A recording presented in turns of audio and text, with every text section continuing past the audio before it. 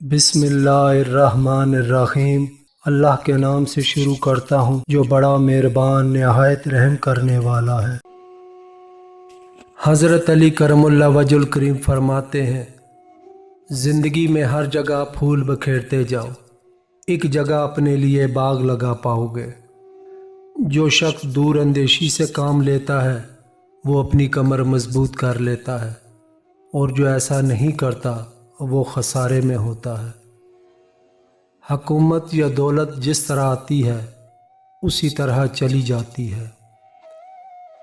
اللہ کے نزدیک سب سے عظیم خطا جھوٹی زبان ہے،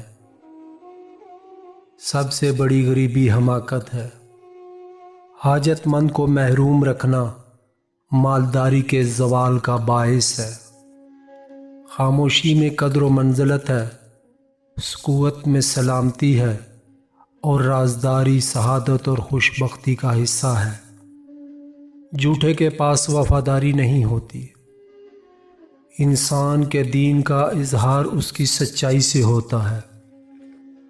تمہارا راز تمہاری خوشی ہے، اگر اسے چھپائے رکھو، اگر اسے فاش کر دو تو وہ تمہاری ہلاکت ہے۔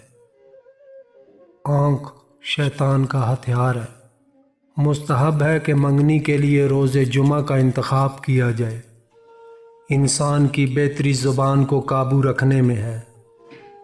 دنیا کا سب سے خوبصورت پودا محبت کا ہوتا ہے، جو زمین میں نہیں دلوں میں اگتا ہے۔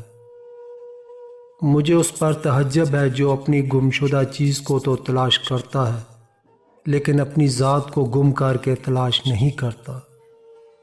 کم کھانا نفس کے لیے بہت مفید اور صحت کی بقا کا باعث ہے۔ شریف کی دشمنی کمینے کی دوستی سے زیادہ پرامن ہوتی ہے۔ بیہودہ باتوں سے اجتناب کرو کیونکہ دلوں میں کینہ پیدا کرتی ہیں۔